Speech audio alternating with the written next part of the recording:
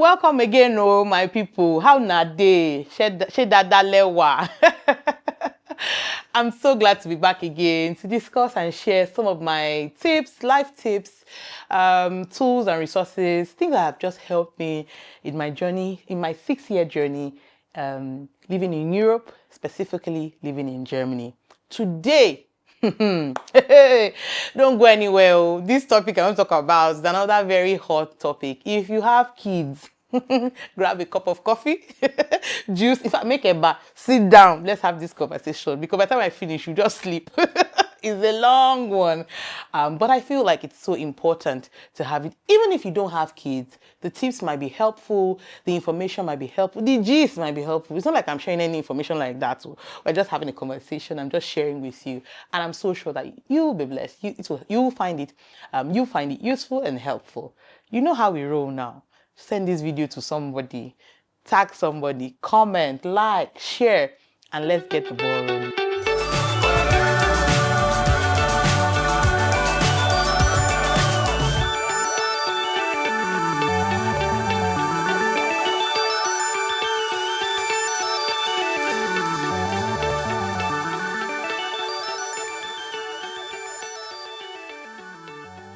Today, we're talking about parenting in diaspora. It's a hot topic. And I have actually a parenting diaspora podcast. I'm going to link it.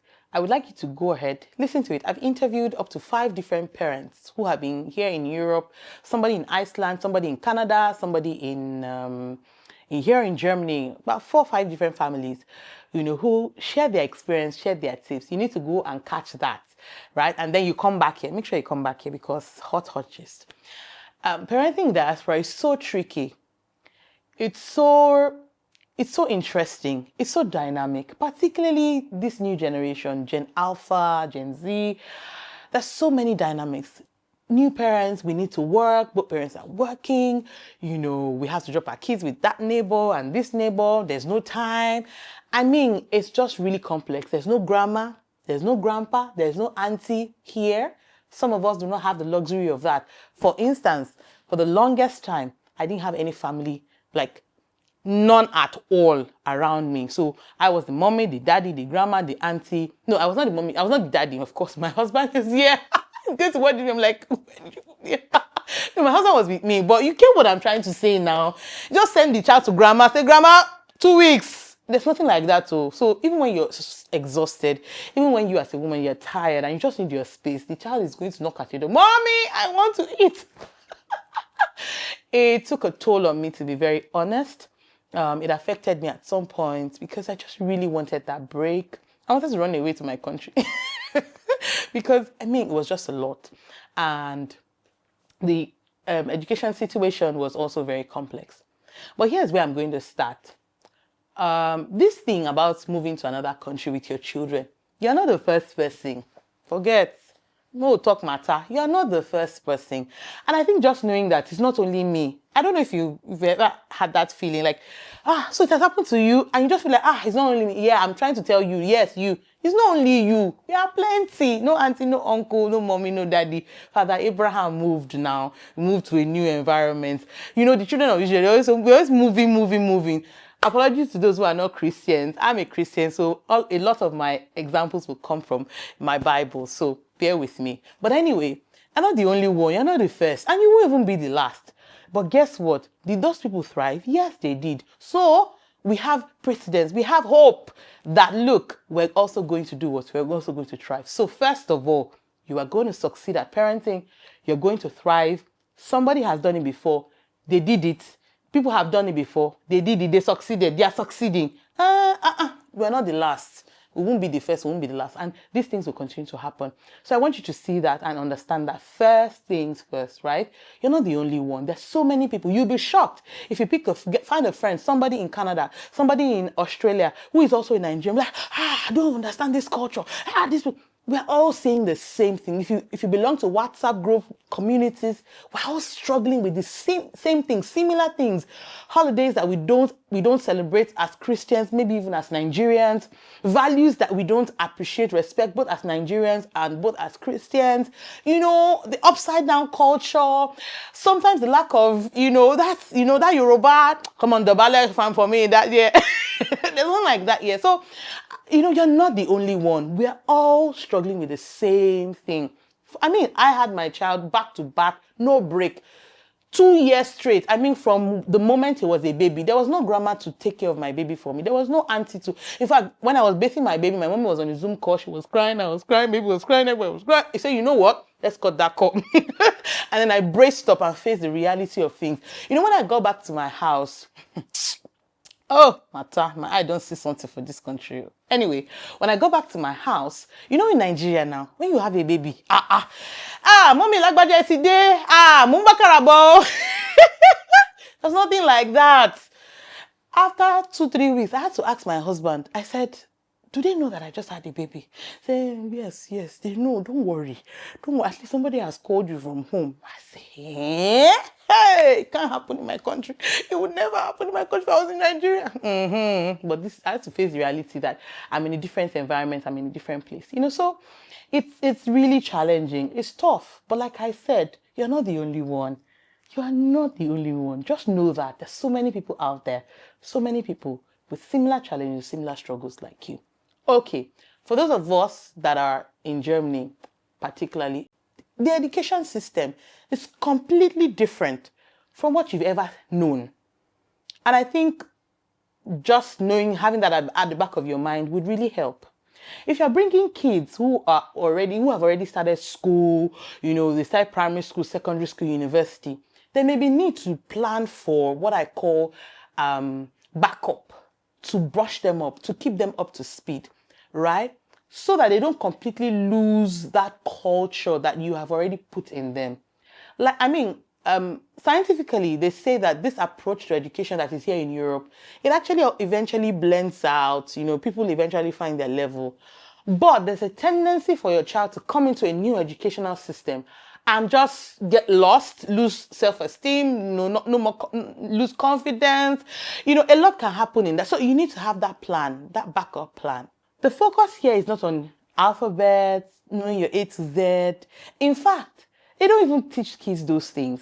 Or 1 to 10, or 1 to 20, or 1 to 100, all those things. Doesn't matter here right now, particularly from age 0 to about 5, 6. About 5, basically. Then preschool starts about 5. There's nothing, all those things don't matter to them.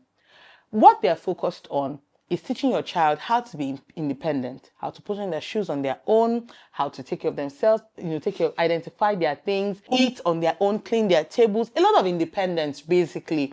They're trying to make sure that, your child learns to be independent. For instance, for those of us who are in Germany, the culture of independence is in the fabric of the society. They want you to be a standalone institution. It's a major part of their cultural upbringing. They're just their culture. So nobody's going to help you clean up. So they want your child to pick that from a very, very early age. The educational system is also stretched. No teacher is going to be cuddling your child. The way we do in Africa now. If you see a child crying, you're now back and no, there's something like that. If you cry, we'll say, okay, what's the problem? We try to find a solution. But beyond that, there's no excessive cuddling or no. We expect you to grow up as fast as possible to just really be independent. Let me share a bit of my experience with you. So when I, had my child, I was thinking, the way with Nigerian parents, I wear shoe for him, I'll take his bath, I will do everything and then he gets to the kindergarten environment and then he starts to struggle because the teachers are not going to put on your shoes for you. The teachers are not going to help you identify your bag. The teachers are not going to feed you because they expect you to already at least attempt to use a spoon into your mouth, even at age 1. Yeah. They expect you to do all these things. And what I'm telling you is practical things I have experienced myself, right? So, yeah, and that is the mistake that a lot of us make when you move here. That skill of independence has to start at home. And that's why I'm emphasizing this, that you see, you need to forget everything about you know in your African culture. Yes, it's important. I mean, not forget everything, but you understand what I'm trying to say. Keep some and adopt what is available here. It is so important to start from moment your child can walk, doing things for them, helping them, intervening when they are, no, that has to stop. Carrying them so much, petting them every time, it's going to affect them in the long run. Now, of course, there's a balance. What I'm just trying to say is introduce it as early as possible. I'm not asking you to detach from your child completely. What I'm saying is we need to also help our children to adapt and adjust quickly when they get into the school system. And that starts from as early as kindergarten. So that teaching of independence, learning to eat, learning to play on your own, learning to help around the house, learning to clean up, learning to take your bath, put on your shoes, put on your jacket, all those things, they need to start early and they need to start at home. Because when they get to school, they are expected to display these skills. And if you are not up to speed, it eventually affects you as a parent. It affects the child as well. So that is so important. And we're going to have another video where I talk more about the system applications, all those things. But for now, what I want to achieve in this video is to let you know that, it's a completely different system. A lot of independence, a lot of negotiation. They want them to play with their friends and be able to negotiate and be able to fight it out. So every time you're intervening, no, let them fight it out. Let them be able to say, look, this person took something from me. No, this is mine. This is yours. This is mine. All those basic social skills. That is the main focus here. You as a parent, you have work to do at home to instill those values of respect, of, whatever you want to see. Don't expect, whatever you want to see in your child, don't expect the school to do it for you. Those are some of the things we miss. The school is not going to do it for you. You have to literally, in this new environment, train up your child. In our own culture, somebody on the street can talk to your child and say, why are you not, come on, behave yourself. A grandma can say, on the road. There's something like that. Everybody minds their business. Whatever you have not put in your child, don't expect it to come out anytime, anywhere, anytime soon. Particularly for those of us who are Christians.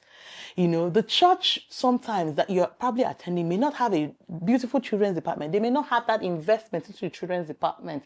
I really encourage you to find a church like that. But a lot of the time, because of the culture of Europe right now, you may not have that. You have a duty, a responsibility to then find a way, find time, find a structure that works for you to make sure that your children, our children, those values, those things are instilled in them. You're going to have to be your own child's Sunday school teacher. You're going to have to be your own child's values educator. The values of respect, the values of hard work, dignity in labor, of honesty, the value, those Christian values, kindness, love, the fruits of the Spirit. You're going to have to teach your child the Bible, Genesis to Revelation, the books of the Bible stories. You're going to have to invest in these resources and do your homework at home. Because in school, there's no CRS anymore. And even if there is the watered down version, and the Bible talks about the story of Timothy, his grandma, his grandmother, his mother, they were able to pass it on.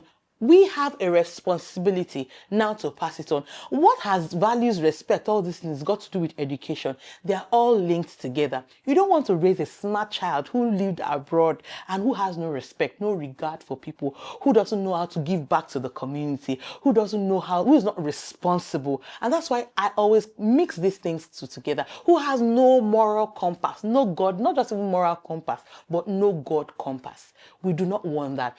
And the best time to start is today. The best time that we have started actually was yesterday. But like that Chinese proverb, if you have missed that yesterday, another good time is now. My mamas who have children between age 0 to 5, I plead with you by the mercies of God This is the time to lay that solid foundation. This is the time for them to hear our voice and hear it very clearly. This is the time for us to be firm. This is the time for us to say no means no. This is the time for us to let them understand that there's boundary. When you get to the house, the way we greet at home is different from the way you greet outside. Our culture must not be lost. Our language must not be lost. Our approach to life, one way or the other, must not be lost in transit. I know there's a lot of work to do, but look, Mama, we can do it. We have been born for such a generation as this. So we have what it takes, right, to raise these children. We have the skills, we have the capacity to raise these children. Okay, let's just get into a bit of the German education system, just a bit of it. When you get into this environment, the moment you have your child, there's a long waiting list. You know that thing we used to hear when we're in our country? That as soon as you have your child, you have to be on the waiting list. It's true, my sisters. It's very, very true. In fact, some people get their children on the waiting list the moment they are pregnant. 7 months, 9 months, the child is still in the womb. You go and register and say, my baby is coming to this kindergarten, because the competition for the limited space is a lot. It's a lot. So the moment you're able to, identify that, oh, I have a child is coming, begin the process immediately. Sign up your child on whatever list, as many kindergartens as possible, right? Or grippe, or, sign them up as many as possible. Take no chances, right? And then also bear in mind that like I said, the approach in the kindergarten environment is not like the African environment. You need to potty train your child as early as possible. You need to teach them to eat start learning to eat independently. Get a table and a chair at home for them. Let them know that this is family. In fact, let them sit with you on the dining table. So as every other person is eating, they too, they are eating. Introduce your spoon, your cutlery, your fork, all those things. Introduce it as early as possible. Let them struggle with putting on their shoes and their jackets for some time. By the time they're age 2.5, 3 thereabout, they should start learning to do all those things by themselves. Don't always try to help them. Look, I'm trying to communicate things that are not written in those documents, right? So those little things, learning to sit down, family time. I know it may not be something you do in your culture. Sit on the table. Let them start eating with you. Let them see other people eating. Use your cutlery, fork and knife on the table. Let them see how it is used. It will help them in the long run. Get a table and a chair. Let them know that, look, you can't be jumping around all day. There's something called quiet time, because even in school, they apply it. There's something called quiet time between 2 and 3. Sit down. Don't jump around. Color. Focus on a book. Right? You see, this technology thing is a very sensitive topic, right? But those of us who are in Germany, we know that it is often usually advised that we do not introduce technology, phone, tablets, all those things till much, much later. It affects the children eventually. Of course, 1 hour, 2 hours is okay, but back to back 10 hours, 14 hours on the tab does not help. Then your child is labeled as having ADHD because they can't sit down for a certain number of hours, right? So it's important for you to, start getting them prepped, start getting them ready for the system, right? Let them start reading to them. Get books, get resources, start reading to them. If you have friends who speak German, let them start speaking German to them. I know that the language situation is something that it's quite tricky. Some people say start talking, whoever knows German in the house should start speaking to the child in German. Another person will say don't speak to them in German at all. It's very bad. Now let me tell you what has worked for me, and this may not work for everyone. I listened to the school of thought that said, oh, don't teach your child any German at all, right? And I felt like it sort of affected my child's ability to quickly adjust. This is my own opinion. This is not the final say, but that is how I feel about it. There's nothing stopping you, if you know a bit of German, to be able to identify basic things around the house. TV, mirror, toothbrush. What is it called in German? Bottle, cup, table, spoon, fork, gabel, tasse. All those little things. Sofa, bed, whatever, those little things in German, right? So I want you to also apply it if you're watching from Portugal, from Poland, whatever it is. If you have a bit of, if you have understand the language a bit, start picking those little things, that your child can, understand. Dedicate a few hours of watching in German cartoons, so your child learns the language. At least start getting comfortable with the language, right? And yes, I know our language is also very important. I'm an advocate for that. We try to also speak our language to our son at home as well, But from my own experience, because we want our children to quickly adjust to this system, because this is where they are, this is the reality of where they are, it is important for them to also start picking up the language as quickly, as fast as possible. So those basic action words: go, sit down, stand up, I want to use the restroom, I want to eat, I'm hungry, I want water, mir Wasser bitte. Those little things that your child that will help your child communicate in kindergarten. You can start doing it early before your child goes to kindergarten. What I'm trying to, pass here are little things that I feel like nobody told me, but that can help you as you raise your child here. Find what works for you. If you're one of the, if you're both partners, if you're very fluent C2 level German, of course you can do some coaching with your child at home. If you have friends who are core Germans, you can invite them over to, to get your child to, just organize the play dates. Let them start having those conversations. Another mistake that we make, when we move here as parents, as moms, is that, you just have a child and then you sit at home. No. You can't afford to sit at home. Go out. Go to the park. Let your child start playing. Yes. Some people look at you one kind. It doesn't matter.